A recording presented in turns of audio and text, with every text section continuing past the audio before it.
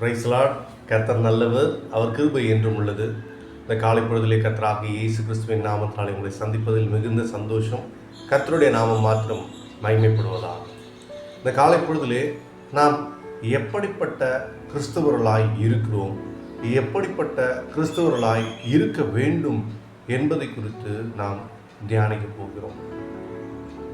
அதற்கு அத்தாட்சியாக 2 சாமுவேல் 12ஆம் அதிகாரம் 14ஆம் வசனத்தையும்,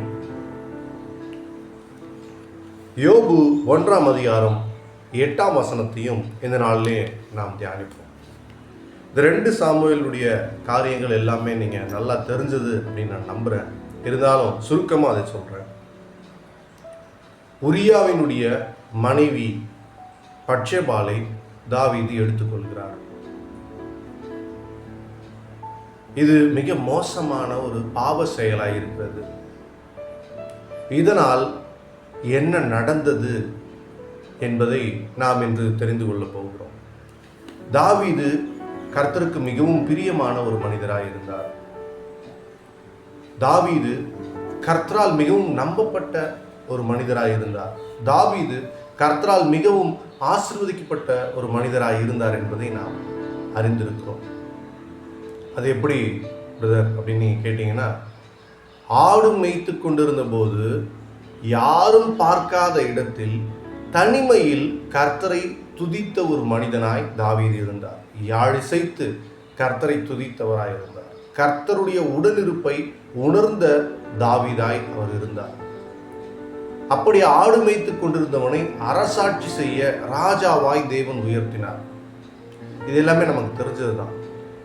புறக்கணிக்கப்பட்ட, பெற்றோர்களால் புறக்கணிக்கப்பட்ட, சகோதரர்களால் புறக்கணிக்கப்பட்ட, சமுதாயத்தால் புறக்கணிக்கப்பட்ட தாவீதை இந்த உலகமும் உலக மனிதர்களும் கவனிக்காத, பார்க்காத ஒரு சூழ்நிலையில் கூட தேவன் நம்முடைய தனிமையில் நம்மை ஆராய்ந்து அறிகிறவராய் இருக்கிறார். அப்படி தனிமையில் பாடின, துதித்த தாவீதை தேவன் உற்று நோக்கினார். தேவனோடு சஞ்சரிக்கக்கூடிய ஒரு வாழ்க்கையை தாவீது வாழ்ந்து கொண்டிருந்தார். சமுதாயத்தால் புறக்கணிக்கப்பட்ட தாவீதை, மனிதர்களால் கண்டுகொள்ளப்படாத தாவீதை தேவன் பார்த்தார். தேவன் அவனை அபிஷேகித்தார். தீர்க்கதரிசியை கொண்டு தாவீதை அபிஷேகித்தார். தேவன் அவனை ராஜாவாக உயர்த்தினார். கோலியாத்தை வீழ்த்தச் செய்தார். சவுலை மேற்கொள்ள செய்தார். இறுதியாக ராஜாவாக மாற்றினார். நம் வாழ்க்கையில் தேவன் நம்மை சோதிக்க வல்லவராக இருக்கிறார். ஆனால் வசனம் தெளிவாய் சொல்லுகிறது, அவர் நம்மை தீமையினால் சோதிப்பவர் அல்ல. நன்மையின் திருப்தியின் நாம் வாழும் பொழுது நாம் எப்படிப்பட்ட இருதயத்தோடு, எப்படிப்பட்ட பார்வையோடு, எப்படிப்பட்ட சிந்தனையோடு வாழ்கிறோம் என்பது மிகவும் முக்கியமாக இருக்கிறது. யோசிச்சு பாருங்களேன். இவ்வளவு நன்மையும் பெற்றுக்கொண்ட ஒரு தாவீது, ஆடு மேய்ச்சிட்டு இருந்தவன அரசனா மாற்றின கர்த்தருக்கு விரோதமாய் அவன் இந்த இச்சையின் பாவத்தில் விழுந்து போனான். அதனால இந்த வசனத்தை நாம் தியானிக்கும் பொழுது நேரம் ஒதுக்கி இந்த நாளிலே 2 சாமுவேல் 11ஆம் அதிகாரத்தையும் நீங்கள் இந்த நாளிலே தியானிப்பீர்களானால் தேவன் உங்களோடு பேச காத்து கொண்டிருக்கிறார். பல வெளிப்பாடுகள் இந்த வசனங்களுக்குள் உள்ளது. நான் 2 சாமுவேல் 12ஆம் அதிகாரம் 14ஆம் வசனத்தை வாசிக்கிறேன். உரியாவினுடைய மனைவியோடு அவன் செய்த தவறினால் வந்த பிரச்சனை யாருக்கு என்றால் அது கர்த்தருக்காய் இருந்தது. அதுதான் இந்த வசனம் சொல்லுகிறது. 14ஆம் வசனத்தினுடைய முற்பகுதி. ஆனாலும் இந்த காரியத்தினாலே கர்த்தருடைய சத்துருக்கள் தூஷிக்க நீ காரணமாக இருந்தபடியினால். கர்த்தருடைய சத்துருக்கள் யார்? அவங்க கர்த்தரை விசுவாசிக்காதவர்கள், கர்த்தர் ஒருவர் இருக்கிறார் என்று ஏற்றுக்கொள்ளாதவர்கள், அல்லது பிசாசை போல கர்த்தரை முழுமையாய் முகமுகமாய் தரிசித்திருந்தும் கூட கர்த்தரை குற்றப்படுத்தும்படி, கர்த்தரை தூஷிக்கும்படி சுற்றி திரிகிறவனாய் இருக்கக்கூடிய பிசாசுக்கு தாவீது துணை போனான். பிசாசு கொடுத்த ஒரு சின்ன டெஸ்ட்டில் அவன் சரிக்க விழுந்தான். அதனால் பிசாசு இங்கேருந்து நேராக அங்கே போயிட்டான், அவரை தூஷிக்கிறான். நீங்கள் என்னவோ தாவீது ரொம்ப பிடிச்சவன், தாவீதுக்கு எல்லாத்தையும் செய்வேன்னு சொல்லி ஆடு மேய்ச்சிட்டு தூக்கிட்டு வந்து நீங்கள் ராஜாவை உட்கார வச்சிங்க, அவன் செஞ்சாலும் உங்களுக்கு இந்த வேலையை தேவைதான் இது உங்களுக்கு அப்படின்னு சொல்லி அவரை தூஷிக்கக்கூடிய ஒரு சூழ்நிலைக்குள்ளாக, கர்த்தரை தூஷிக்கக்கூடிய ஒரு சூழ்நிலைக்குள்ளாக தாவீதினுடைய செயல்கள் இருந்தது. இந்த நாளிலே நம்முடைய செயல்கள் எப்படிப்பட்டதா இருக்கிறது? அது கர்த்தரை மகிமைப்படுத்துகிறதா அல்லது கர்த்தரை தூஷிக்க செய்கிறதா? நான் ஒவ்வொரு நாளும் இந்த வீடியோ பண்ணும்பொழுது ஒரு குட்டி ஜெபம் பண்ணுவேன். ஆண்டவரே, என்னுடைய சுய பெருமைக்காக, என்னுடைய உலக பிரகாரமான காரியத்திற்காக இந்த வீடியோவை நான் பண்ணிடக்கூடாது ஆண்டவரே. அப்போ உங்கள் நாம மகிமைக்காக, சீஷர்களுடைய பெருக்கத்திற்காக, பூமியில் உமது ராஜ்யம் வருவதற்காக என்னால் முடிந்த சிறு சிறு ஊழியங்களை நான் செய்ய விரும்புகிறேன். நான் ஒரு ஊழியன் அல்ல, நான் ஒரு விசுவாசி. ஆனாலும் இந்த தேவனுடைய சத்தியத்தை அறிந்து கொள்ள அதை எப்படி அறிவிக்காமல் வாழ்வது, அதை எப்படி மற்றவர்களுக்கு சொல்லாமல் வாழ்வது என்ற ஏக்கம் இருக்கிறது. நாளில் நாம் எப்படிப்பட்ட கிறிஸ்தவர்களாக இருக்கிறோம்? ஞாயிற்றுக்கிழமை கிறிஸ்தவர்களாக பொறுப்பாக சர்ச்சைக்கு பைபிள் கொண்டு போய் மீண்டும் பைபிள் கொண்டு வரக்கூடியவர்களா, அல்லது காலையும் மாலையும் தொடர்ந்து பைபிளை தியானித்து விட்டு எனக்குள், என் வாழ்க்கைக்கு, என் குடும்பத்திற்கு என்று வாழ்கிறவர்களா, அல்லது உண்மையாகவே தேவனுடைய நாமத்தை உயர்த்தக்கூடியவர்களாய், பூமி எங்கும் சென்று நற்செய்தி அறிவிக்கக்கூடியவர்களாய், அதை சொந்த வாழ்க்கையில் வாழ்ந்து சாட்சிக்குரிய காரியங்களை செய்யக்கூடியவர்களாய் நாம் இருக்கிறோமா? நம்முடைய தேவன் சிந்தின இரத்தத்தை வீணடிக்காமல் பூமி எங்கும் சென்று நற்செய்தி அறிவிக்கிறோமா? அதற்குரிய உண்மைக்குரிய சாட்சிக்குரிய வாழ்க்கையை வாழ்கிறோமா? நம்மை சுற்றியுள்ளவர்கள் நம்மை பார்த்து இவர்களிடத்தில் தேவன் இருக்கிறார், இவர்கள் தேவன் உண்மையானவர் என்று சொல்லக்கூடிய வாழ்க்கையை வாழ்கிறோமா? அல்லது தாவீதை போல சறுக்கி விழுந்து சிறு சிறு தவறுகளானாலும் சரி, பெரிய பெரிய தவறுகளானாலும் சரி, தவறுதான், அவற்றில் விழுந்து தேவனை தூஷிக்கக்கூடியவர்களாக, தேவனுடைய நாமத்திற்கு இழுக்கு உண்டாக்கக்கூடியவர்களாக வாழ்ந்து விடுகிறோமா? முழு நன்மையும் கர்த்தரிடத்திலிருந்து பெற்றுக்கொண்டு சுய தேவைக்காக கர்த்தரை பயன்படுத்தக்கூடியவர்களாக நாம் இருக்கிறோமா? இந்த நாளிலே நாம் சிந்திப்போம்.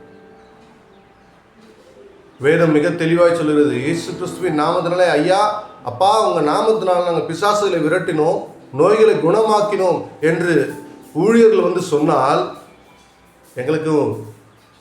எனக்கு உங்களை யாருன்னு தெரிலப்பான்னு சொல்லிடுவார் ஆண்டவர் சொல்லியிருக்கார். பயபக்தி உள்ளவர்களாய் நாம் வாழ்கிறோமா? தெய்வ பயம் உள்ளவர்களாய் நாம் செயல்படுகிறோமா? உண்மையாகவே என்னுடைய தனிமையின் வாழ்க்கையில் நான் தேவனை ஆராதிக்கிறேனா? நான் பகட்டாக இந்த வீடியோவில் பேசிடலாம். என்னை சுற்றி இருக்கக்கூடிய மனிதர்களுக்கு முன்பதாக நான் ஒழுக்கமுள்ளவனா, கர்த்தருக்கு பயந்தவனா என்ன நான் காட்டிக்க முடியும். ஆனால் தேவன் நான் தனிமையாக இருக்கும்பொழுது நான் எப்படிப்பட்டவனாய் இருக்கிறேன் என்பதை பார்க்கிறேன். என்னுடைய ஆசீர்வாதத்தினுடைய உச்சத்தில் நான் வாழும் பொழுது, என்னுடைய தனி அறையிலே எனக்கு எல்லா சுதந்திரமும் கொடுக்கப்பட்ட இடத்திலே நான் எப்படிப்பட்டவனாய் வாழ்கிறேன் என்பதை தேவன் உற்று பார்க்கிறார். அதை பிசாசும் உற்று பார்க்கிறான். நம்மை குற்றப்படுத்தும்படி தேவ சமூகத்திற்கு அவன் ஓடுகிறான். தேவனுடைய கர்த்தருடைய சத்துருக்கள் தூஷிக்க நாம் காரணமாய் இருக்கிறோமா? என்னுடைய செயல்களால் நான் கர்த்தரை தூஷிக்க நான் யார்? அவர் ஒரே பேரான குமாரனே நமக்காய் கொடுத்து ரத்தம் சிந்தி நம்மை மீட்டெடுத்திருக்கிறார். அந்த ஆசீர்வாதத்தின் முழுமையை பெற்றுக்கொண்ட நான், உண்மையான விசுவாசி என்று சொல்லக்கூடிய நான், தேவனை தூஷிக்க காரணமாய் இருந்து விடுகிறேனா என்று இந்த காலை பொழுதிலே என்னை நானே ஆராய்ந்து கொள்கிறேன். உங்களை நீங்களே ஆராய்ந்து கொள்ள வாஞ்சிக்கிறேன். இன்னொரு வசனத்தை தியானிப்போம். யோபு 1:8. கர்த்தர் சாத்தானை நோக்கி, என் தாசனாகிய யோபின் மேல் கவனம் வைத்தாயோ? நம்மை குறித்து தேவன் இப்படி சொல்ல நாம் எப்படிப்பட்ட வாழ்க்கை வாழ்கிறோம் என்பதை இதனால நாம் யோசிப்போம். கர்த்தர் சாத்தானை நோக்கி, என் தாசனாகிய யோபின் மேல் கவனம் வைத்தாயோ என்று கேட்கிறார்.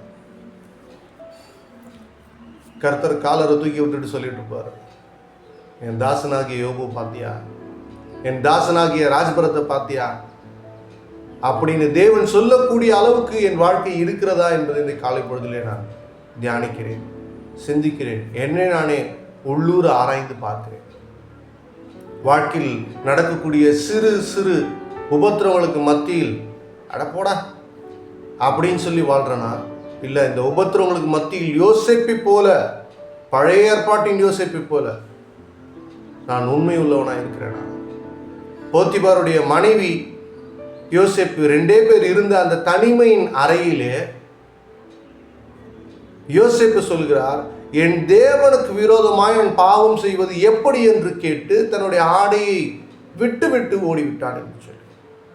பழைய ஏற்பாட்டிலே, புதிய ஏற்பாட்டினுடைய விசுவாசிகளான நாம், இயேசு கிறிஸ்துவின் இரத்தத்தால் மீட்கப்பட்ட நாம், வேதாகமத்தை நமது கையில் கொடுத்திருக்கக்கூடிய தேவனுக்கு விரோதமாய் நான் பாவம் செய்கிறேனா, அல்லது யோசேப்பை போல உண்மை உள்ளவனாய் நான் இருக்கிறேனா? என்னை குறித்து என் தேவன் பரலோகத்தில் பெருமை கொள்கிறாரா? கேருபீன்களிடத்திலும் சேராபீன்களிடத்திலும் பார்த்தாயா, என் மகனை பார்த்தாயா என்று சொல்லி பெருமைப்படுகிறாரா?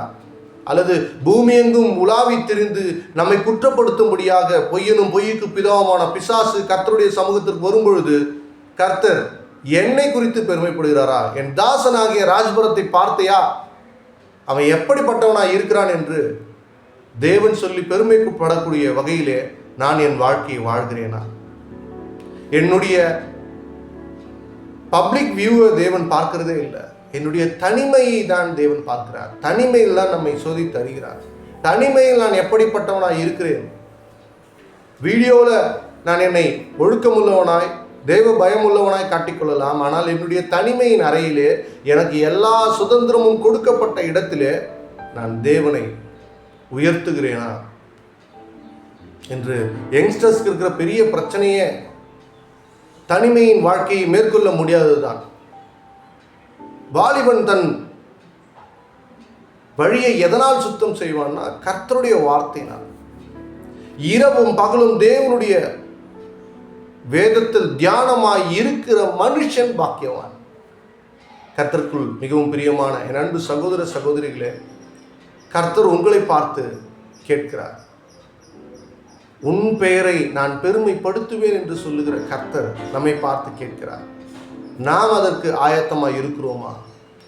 என்னுடைய தனிமையின் வாழ்க்கையில் நான் கர்த்தரை உயர்த்துகிறவனாய் இருக்கிறேனா? என்னுடைய குடும்ப வாழ்க்கையில் அக்கம் பக்கத்தினர் பார்த்து இவர்கள் தேவனுடைய பிள்ளைகள் என்று சொல்லக்கூடிய வகையில் நான் வாழ்கிறேனா? அல்லது ஞாயிற்றுக்கிழமை கிறிஸ்துவனாக என்னை பகட்டான வாழ்க்கைக்குள்ளாய் நடத்திவிட்டு நான் என்னை நானே வஞ்சித்துக் கொள்கிறேனா?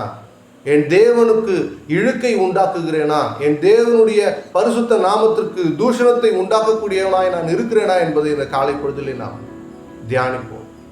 கூடுமானால் இந்த நாளிலே 2 சாமுவேல் 11ஆம் அதிகாரத்தையும் 12ஆம் அதிகாரத்தையும் தியானியுங்கள்.